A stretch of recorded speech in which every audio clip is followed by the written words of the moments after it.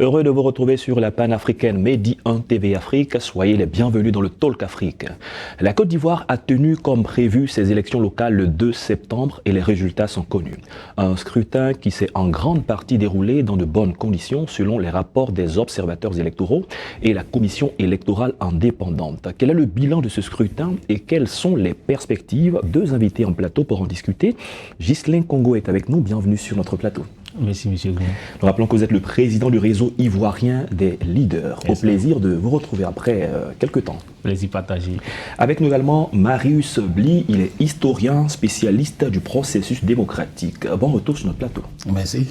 Vous allez regarder de près ces élections. On aura l'occasion de recueillir votre avis sur son déroulement. Alors revenons donc au sujet en question. La première question que nous allons aborder, c'est de faire un retour sur les enjeux de ces élections. On l'a dit il y a plusieurs mois de cela, que ces élections qui se préparaient étaient à fort enjeu. Les élections se sont déroulées, sont achevées, nous avons eu les résultats. Revenons sur les enjeux de ces élections.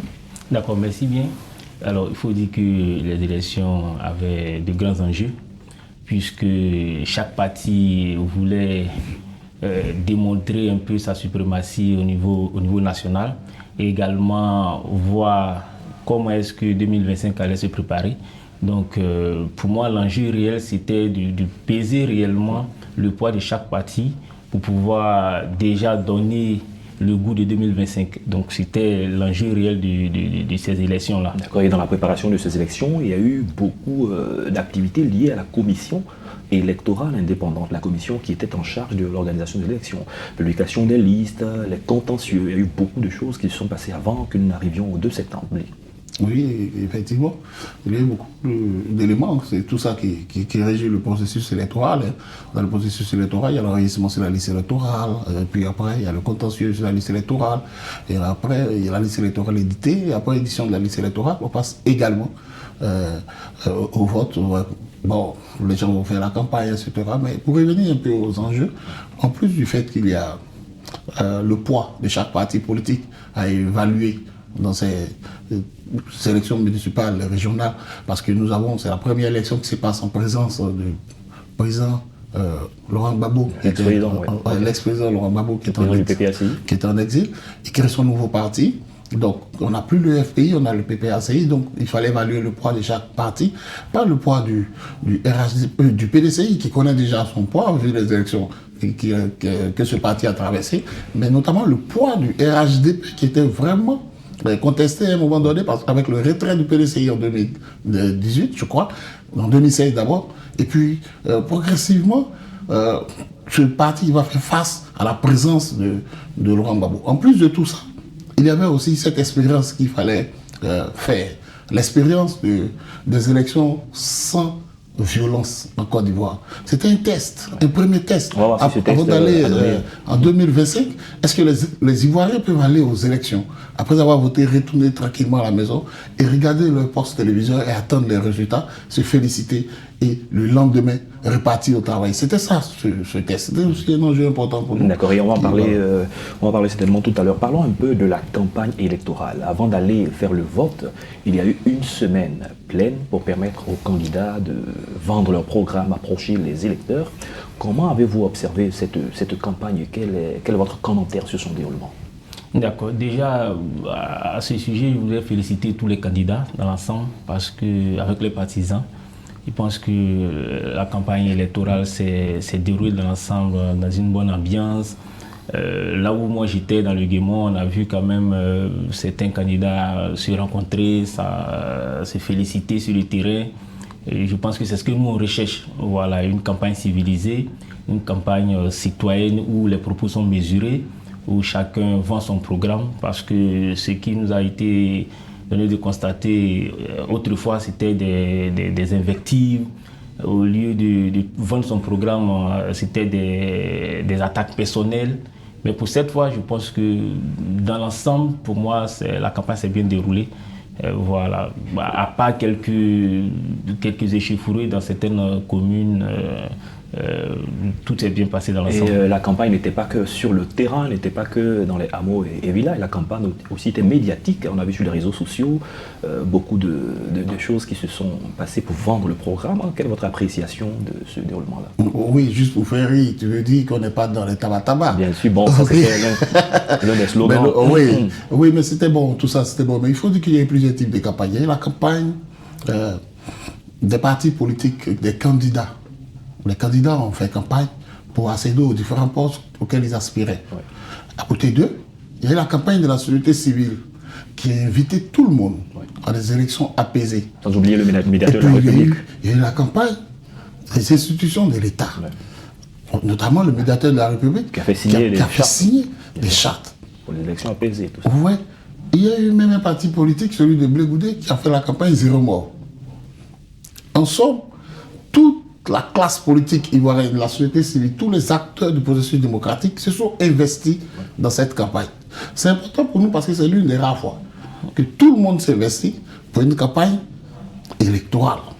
Donc ça a attiré notre attention et puis nous sommes satisfaits parce que nous estimons que l'objectif a été atteint. Même si encore on peut enregistrer quelques échauffourées ici et là, on estime que l'objectif a été atteint. Nous avons une élection avec zéro mort, l'une des rares fois en Côte d'Ivoire. Nous satisfaisons pour cela. Et nous sommes contents pour les Ivoiriens, pour les citoyens qui commencent à comprendre que le plus important, c'est de s'exprimer. On a fait un choix et puis après, c'est fini. On est toujours frères, on est toujours voisins, on est toujours dans la même commune. Ce sont des élections de notre commune, bien sûr, de notre circonscription. Donc, des élections locales qui concernent mon voisin, mon proche, mon ami, mon frère. Et donc, c'est bien passé et nous sommes contents pour ces campagnes. Il y a des expressions médiatiques, oui, mais quand on est en campagne, c'est comme ça. Chacun utilise l'expression qui peut toucher sa masse. Et puis, oui, vous voyez les expressions qui ont été faites. Ce sont des expressions en vue de rejoindre la jeunesse. Et puis aujourd'hui, tous ces jeunes se retrouvent sur les réseaux sociaux. Donc, la communication a été vraiment prisée pour ces campagnes électorales. Et puis bon, il y a cet élément qu'on va pas négliger. Il y a eu quand même quelques faits de violence. À Koumassi, on en a parlé. Nous invitons encore ceux qui sont en arrière, que les Ivoiriens sont en train de prendre la maturité. Nous invitons tous ceux qui sont encore dans les violences de sortir parce que les Ivoiriens sont en train de prendre la maturité. Ils sont en train d'accepter la contradiction. Ils sont en train d'accepter le débat d'idées. Ils ne sont plus dans cette violence. Nous avons passé combien de temps après 2010 ? Aujourd'hui, nous sommes à zéro mort. Ça veut dire qu'à un moment donné, les gens savent ce qui est important pour eux. Ce qui est important pour eux, c'est de se construire une personnalité et puis d'accepter que l'autre est différent. Et c'est ce qui est en train de se faire. Ce qui voudrait dire que certainement, nous sommes en train d'avancer en matière de démocratie.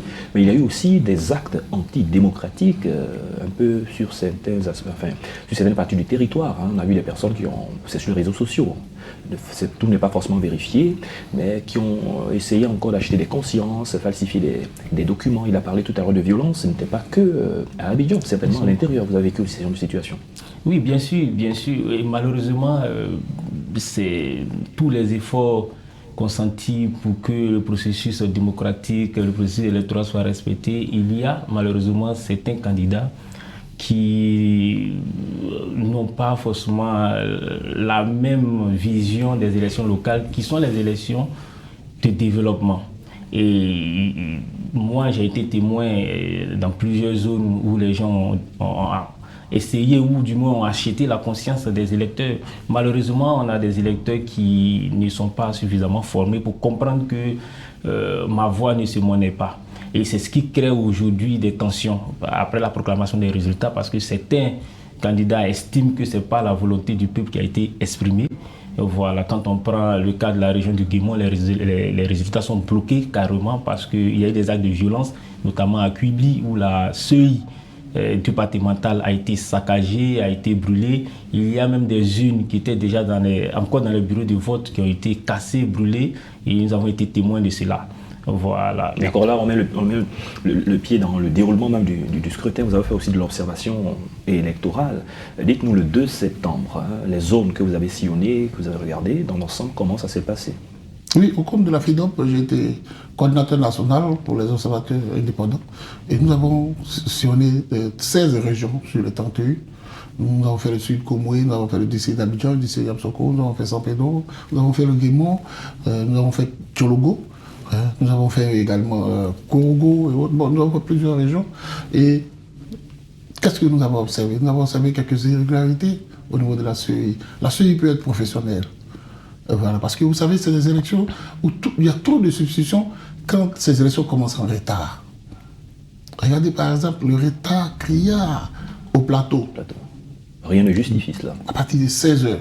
Mais pendant ce temps, il y avait un retard à Gagnois à 11h, où il y a un monsieur qui fait une vidéo qui dit non, mais ouais, il est 11h40, les élections ne peuvent encore commencer, c'est qu'il n'y aura pas de vote ici. Quand on sait qu'on doit ouvrir les bureaux à partir de... Quand lui se plaint à 11h, il y a le plateau qui attend jusqu'à 16h. Ouais, ce retard peut encourager, peut envenimer quelques substitutions, on peut réfléchir, est-ce qu'il n'y a pas de fraude et autres. Là, il doit comprendre qu'avec le budget qu'on lui donne, il y a déjà des gens qui ont compris que ce retard peut être excusé, mais ce n'est pas tous les Ivoiriens. Donc, elle doit commencer à leur indiquer. Ça aussi, ça fait partie de l'éducation qu'on doit donner aux générations futures. Quelqu'un qui est venu pour voter à 7h, 8h, voilà, qui attend jusqu'à 15h, le vote commence il peut s'en aller. À 8h, vous finissez à 18h, c'est 10 heures du temps de vote. Alors, on a eu 2 poids, 2 mesures. Nous avons observé que la CEI fait un communiqué pour les plateaux, pour un prolongement jusqu'à 23h. Mais elle ne fait pas le communiqué pour Gagnois. Elle ne fait pas pour Diaké. Vous voyez, la CEI oublie encore qu'il y a eu des zones comme Touba, où ça a commencé en retard, comme à Bengourou. On s'est concentré sur le plateau, parce que là, c'est à 16h. Et donc, moi, je pense que c'est l'un des dispositions. À côté de ça, il y avait des problèmes de tablettes. Ces tablettes qui ne fonctionnaient pas, ou encore des agents qui ne maîtrisaient pas l'utilisation de la tablette. Cela a été pourtant décrié depuis très longtemps. Voilà. Chaque année, on revient sur cette situation des tablettes. La tablette qui devait venir pour sécuriser le processus électoral, si elle doit connaître des dysfonctionnements, je pense que la CEI doit réfléchir sur soit son annulation ou bien trouver des gens perfectionnés à cet effet. Et puis, à côté de, comme on l'appelle, de la tablette, il y avait l'insuffisance du personnel au niveau de la CEI. Il y a des bureaux de vote où on avait seulement deux agents de la CEI sur 3. On avait 1 sur 3. Bon, quand c'est comme ça, ça pose problème. Il faut que les 3 soient là. Donc ça pose un problème de personnel, de ressources humaines au niveau de la CEI.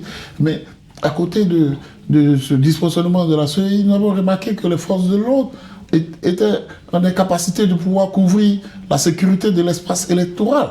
Il y avait des personnes encagoulées, des personnes, des groupes de jeunes qui sillonnaient toujours autour des bureaux de vote, on ne sait pas à quel fait. Et d'autres qui entrent, qui soulèvent les urnes pour les casser. Voilà.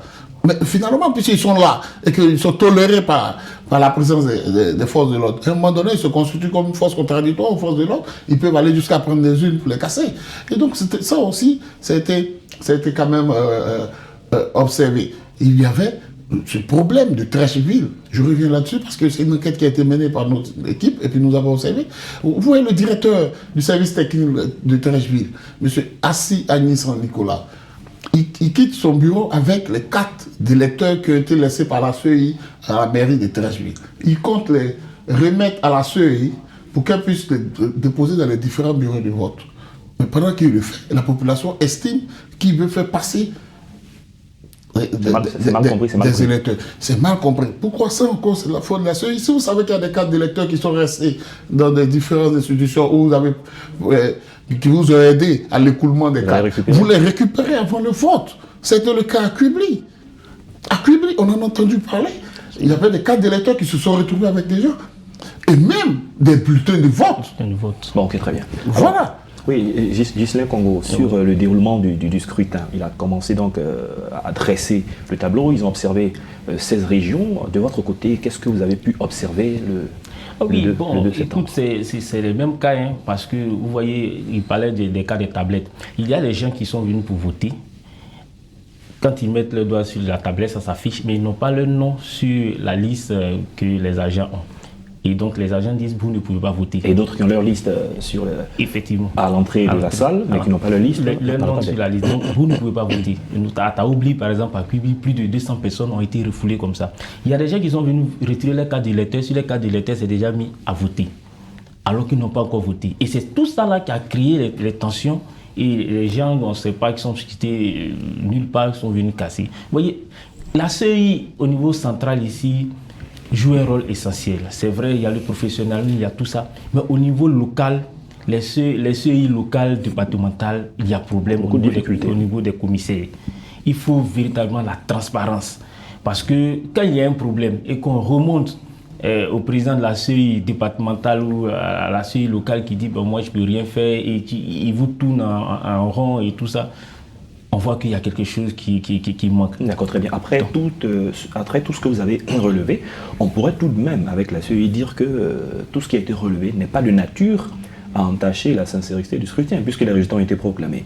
Et là, je voudrais qu'on parle directement des résultats au niveau des municipales. Quand on prend par exemple le RHDP, 123 communes sur les 199 qui ont été proclamées. Quand on prend le PDCI RDA, qui est allé seul, 22 communes, le PPACI, 2 communes, et puis ceux qui sont allés sans étiquette politique, 41 communes. Alors, pour les municipales, quelle est votre analyse des résultats? Oui, ces dysfonctionnements qu'on a observés n'entachent pas la sincérité du vote, ça c'est sûr. Maintenant, pour ce qui revient des résultats, déjà je voulais attirer l'attention de tous ceux qui sont compétiteurs ou candidats aux élections. Nous, en tant qu'observateurs de la scène politique, on estime que les gérants de la cité, c'est-à-dire les partis politiques, ont accepté que l'accession à la gestion de la cité soit confiée à ce qu'on appelle le jeu démocratique. Et le jeu démocratique passe par le vote, c'est ce qu'ils ont accepté. Ils se sont même donné eux-mêmes une institution pour réglementer le choix. Et cette institution, ils l'ont appelée CEI, une commission électorale indépendante. Il leur revient alors, en tant que gérant de la cité, de se conformer aux résultats proclamés par la... issus des règles de la gestion qui se sont données. Okay. Sinon, il y a contradiction. Alors là, ils ont encore des moyens de recours pour ceux qui estiment que ce n'est pas bien fait. Ils ont encore des possibilités de s'exprimer plus tard parce que de toutes les façons, c'est des projets qui présentent. Et puis pour les municipalités, il faut savoir que celui qui est... C'est la tête, c'est la liste qui est élue. Oui. Ce n'est pas encore le maire qui est élu. Donc quand vous perdez avec un certain pourcentage, vous rejoignez le conseil et vous avez la possibilité. On a eu la situation en 2018 au plateau. Il restait un peu l'adversaire de la liste à être maire. Il a perdu d'une seule voix. C'est des stratégies qui se donnent. Mais bon, pour revenir aux différents partis politiques, le RHDP est en roue libre. C'est une confirmation. En 2018, aujourd'hui... Voilà. En 2018, ils avaient 58%. Là, ils sont en train de frôler 90%. Ils sont en roue libre. Le PDCI, orphelin, parce que là, il faut le dire, le PDCI orphelin s'est exprimé quand même. Bien sûr. Et se positionne aujourd'hui comme la deuxième force politique en Côte d'Ivoire. Ouais. Et puis, après le PDCI, on a les indépendants. On a les indépendants. Les indépendants issus du RHDP, issus des autres partis politiques, et puis des indépendants simples qu'on a connus, mais qui sont élus. Ouais. Afin que c'est du coup, c'est un indépendant qui est élu. Vous avez la confiance de la population. Au RHDP, il n'y avait même pas un autre parti politique. Un indépendant qui est élu. Donc vous voyez que on a en Côte d'Ivoire désormais la cartographie politique qui se décide. D'un côté, le RHDP, de l'autre, le PDCI, et puis au milieu, on a des nôtres qui ne savent pas encore quel choix faire, mais qui estiment qu'ils ont quand même leur capacité d'expression et qui se positionnent. Bon, ça nous met la question de la débat du PPACI. Si vous voulez, on en parle. Mais... La question, c'est de savoir qu'est-ce qui a bien pu se passer pour qu'on arrive à ces résultats. Parlons bien entendu des partis politiques. C'est la déception pour certains partis politiques, c'est la déception, et puis c'est la joie pour d'autres. Confirmation, débâcle, ainsi de suite. Effectivement, bon, quand on prend le RHDP en 2018, c'était 92 communes. En 2023, nous sommes à 123 communes, donc c'est plus de 30 communes qui sont ajoutées. Et cela montre réellement que le RHDP a un maillage territorial très renforcé. Ouais. Et c'est le parti au pouvoir, ils ont les moyens de travailler et tout ça. Malheureusement, on l'a décrit ici, les autres partis de l'opposition n'ont pas su travailler, n'ont pas su proposer quelque chose pour avoir la confiance des populations. Quand on prend le PDCI, c'était 50 communes en 2018, nous sommes à 22 communes. Qu'est-ce qui s'est passé? C'est ce problème au niveau du PDCI. Et la base... Le PDCI a eu 28 communes. 28 communes, voilà. Donc la base ne se retrouve plus parce qu'on ne propose plus quelque chose de concret. Les discours du genre, le RHDP est comme ça, les Ivoiriens deviennent de plus en plus matures. Qu'est-ce que vous proposez pour nous? Qu'est-ce que vous nous apportez? Vous voyez un peu, voilà. Et quels sont les moyens dont vous disposez pour pouvoir le faire? Effectivement, quand on prend le PPACI, c'est un nouveau parti, un parti embryonnaire. Avec un acteur politique connu. Avec un acteur politique connu. Malheureusement, le PPACI n'a pas pu, même dans ses bastions les plus connus, n'a pas pu remporter les élections. Même avec ses cadres tels que Katina, tels que son secrétaire général Damana Picasse, n'a pas pu remporter les élections. Il y a problème. Et aujourd'hui, il faut reconnaître la suprématie du RHDP.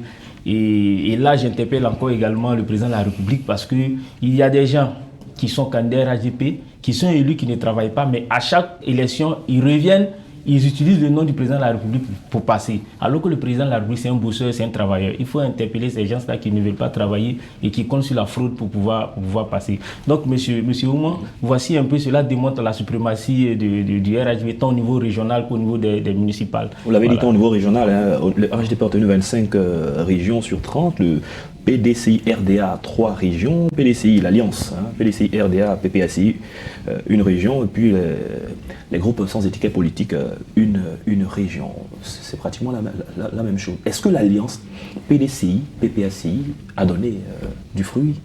L'Alliance PDCI PPACI n'a rien donné, ils ont une seule région. Ils ont une région, et c'est ce qui est vrai. Le PPACI n'a qu'une seule casquette à vendre, c'est celle de Laurent Gbagbo. Mais la débâcle du PPACI s'explique depuis le 17 juin 2021, quand Laurent Gbagbo rentre en Côte d'Ivoire. Il se sépare de Simone Gbagbo. Quand il se sépare d'elle, il perd déjà un premier groupe. Vous voyez? Ensuite, il se sépare de l'enveloppe. Ce sont ces thèmes, hein. Il se sépare de l'enveloppe pour garder le contenu. Quand Afi s'en va avec un autre groupe. Quand Blé Goudé revient, il prend son chemin. Mais bien avant l'arrivée de Blé Goudé, avant de perdre ces deux personnalités influentes, vous voyez que quand on perd Simone Gbagbo, regardez le résultat à Benoît, regardez le résultat à Bassam. J'espère qu'à Touba, on aura le PPACI. Je n'ai rien dit, mais j'espère qu'à Touba, on aura le PPACI. Mais avec Simone Gbagbo, on avait Benoît. Avec Simone Gbagbo, on avait Bassam. Vous voyez quand on fait ça. Mais avant de perdre Simone et Afi, il perd Mamadou Koulibaly. Sous prétexte que Mamadou Koulibaly a trahi la lutte. Ça, c'était avant l'arrivée. Donc, quand on a perdu ces trois personnalités, et puis enfin, quand Blé Goudé arrive, on ne le reçoit pas jusqu'à aujourd'hui, vous partez à des élections sans celui qui, historiquement, en Côte d'Ivoire, est connu comme le mobilisateur. Mais que vaut Picasse? Que vaut Katina? Que vaut... bon, à part Hubert Lahi, au moins, on a failli entendre son nom, mais que vaut ces jeunes-là? Aujourd'hui, les résultats disent que dalle. Ils ne valent rien sur la scène politique. Il leur revient à eux de dire maintenant ce que le président Laurent Gbagbo devait faire depuis longtemps. C'est-à-dire qu'il ne pèse pas de voilà, de dire maintenant, monsieur le président, nous ne pèsons rien sur la scène politique. Nous allons revenir vers les Ivoiriens, leur présenter nos excuses. Nous allons faire l'effort pour vous mettre sur la liste électorale. Parce que maintenant, regardez même le PDCI. Et ça attire mon attention. Vous savez, nous, observateurs de la scène politique, le PDCI est orphelin. Mais pour que Emou Sylvestre fasse son investiture à Port-Bouy, il n'appelle pas Laurent Gbagbo. Il appelle Simone. PDCI orphelin. On va me dire que c'est parce que Katina était candidat. Allons au plateau. Jacques Roux doit faire son investiture. Il appelle Simone. Vous voyez? Okay. Donc ça vous dit qu'à un moment donné, cette étiquette-là, on ne peut plus la vendre. On ne peut plus la vendre parce qu'autour, il y a eu beaucoup de choses, il y a eu trop d'éléments que les Ivoiriens ne comprennent pas. D'accord, très bien. Parlons encore des Ivoiriens. Ça sera certainement la dernière question. Nous sommes à moins de 2 minutes de la fin. Les élections sont achevées. Qu'attendent les Ivoiriens? Alors, les Ivoiriens attendent que les élus puissent dérouler leur programme parce que, comme je le dis toujours... Qui tiennent promesse. Voilà. Le développement de la Côte d'Ivoire, c'est-à-dire que le rayonnement externe de la Côte d'Ivoire dépend de sa parfaite culture interne. Donc, pour qu'on puisse parler de la Côte d'Ivoire, ce n'est pas Abidjan seulement. Il revient donc aux élus de travailler sérieusement pour que nos régions nos communes puissent se développer. Parce que il y a des communes, quand on arrive, il n'y a même pas de goudron, il n'y a même pas de réseau, il n'y a même pas d'institutions financières. C'est pas possible. Donc, il est important pour ces élus-là de travailler sérieusement, de sorte à ce que celui qui quitte Abidjan, qui arrive à Samata, à Sokoro, ne se retrouve pas orphelin, puisse faire ses opérations, puisse dormir tranquille. Donc, il faut travailler, il faut suivre la dynamique imposée par le président de la République pour que toutes les régions de la Côte d'Ivoire soient des régions attrayantes économiquement. Il faut permettre à des jeunes d'accéder à des financements, de créer des champions régionaux. Il faut créer des champions régionaux, des champions communaux pour que véritablement la Côte d'Ivoire soit ce pays-là qui reflète réellement le poumon de la sous-région. Comment est-ce que les indépendants pourront aussi avoir des stratégies pour contourner les difficultés d'accès au financement? Beaucoup viennent s'inscrire candidats pour espérer une subvention de l'État parfois qui ne vient pas. S'ils sont face à ces genres de situation, comment faire en sorte de contourner cela pour réaliser le développement? Oui, je pense que pour les 40 ou 41 indépendants, 41 indépendants, je pense que s'il y a trop d'indépendants réels, c'est 2. Vous allez me donner raison parce que d'ici quelques mois, vous allez entendre que je rejoins tel parti, c'est 2. Peut-être que Assali Timokou, qu'on connaît déjà, qui est resté indépendant jusqu'à aujourd'hui, mais qui a su, en tant que journaliste, utiliser certaines stratégies pour avoir ses financements. Je pense que quand ça se pose, aujourd'hui, il y a tous les moyens pour pouvoir s'exprimer. Voilà. Il faut s'exprimer sur les réseaux sociaux et je pense qu'avec le soutien de la population, le gouvernement est obligé, ma foi, de donner ces financements parce que le développement n'a pas de couleur politique. Bien entendu, c'est la population qui gagne, c'est la Côte d'Ivoire qui gagne. Nous sommes à la fin de cette émission. Merci Ghislain Congo d'avoir accepté de partager votre expérience avec nous sur la question électorale, le scrutin du 2 septembre qui s'est achevé et surtout sur les résultats qui en sont sortis. Nous rappelons que vous êtes le président du réseau ivoirien des leaders. Merci. Marius Bly, historien, spécialiste du processus démocratique. Merci pour vos analyses, vos points de vue et surtout pour votre observation électorale. Merci d'être passé sur notre plateau. C'est moi qui vous remercie. C'est la fin de cette émission. Merci à tous de l'avoir suivi. Bonne suite de nos programmes sur Medi 1 TV Afrique.